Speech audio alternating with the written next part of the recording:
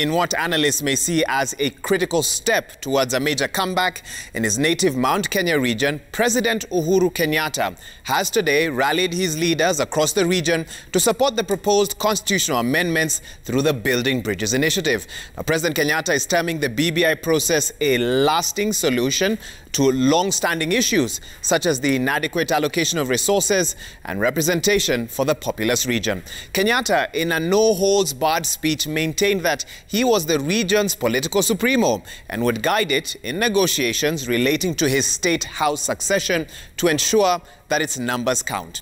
Once again, the president maintaining that he did not owe his deputy, William Ruto, any political debt, likening Ruto's forays in the Mount Kenya region to a suitor trying to woo a bride through the window or the back door while bypassing her father. Francis Gashuri reports.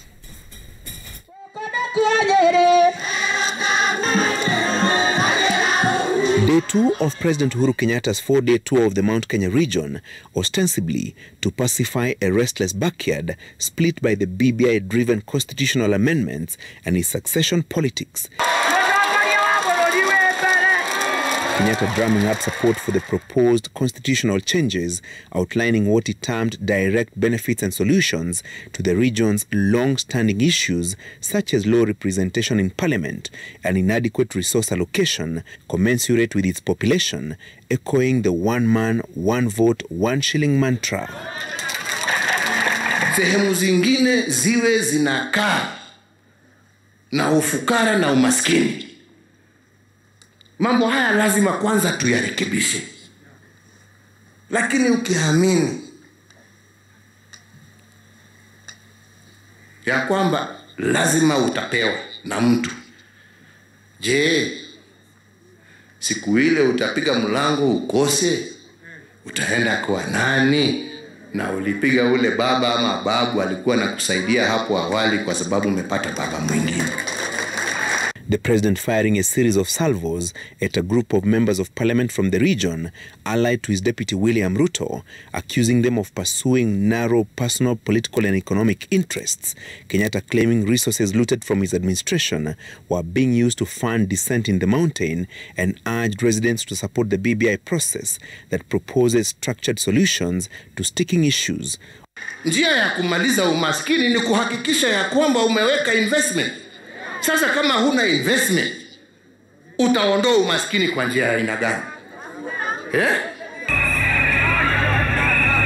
On his political marriage with Ruto that is on the rocks, Kenyatta held that he did not owe his deputy any political debt, waving away constant reminders of the Jubilee Party succession plan of 10-year State House each for the duo from 2013. On his deputy's forays in the Mount Kenya region and inroads he was making to boost his presidential bid next year, Kenyatta accused Ruto of impatience and attempting to inherit him before the lapse of his tenure. On Ruto's scramble for the mountain's vote basket, Kenyatta, in an analogy, likened it to a suitor trying to woo a bride through the back door or windows while bypassing her father instead of using the main door for structured dowry negotiations. Mimi haja yangu kubwa ni kuhakikisha ya kwamba tukitoka hapa tutakuwa tukiongea na sauti moja na tukiwa na mwelekeo moja.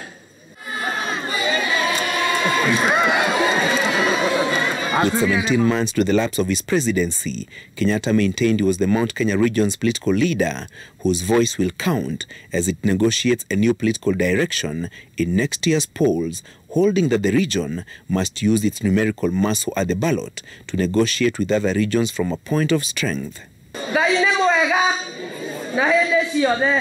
Kenyatta once again downplayed Ruto's hustler narrative, terming it dangerous and polarizing. Tomorrow, the president meets representatives of young people from the region who he says have been the target of political misdirection.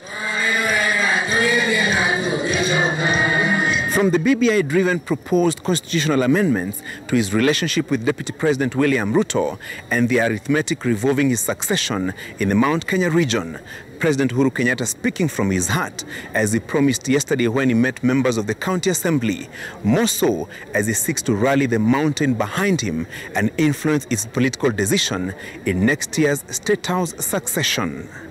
Francis Gashuri, Citizen TV, State Lodge, Sagana, Nyeri County.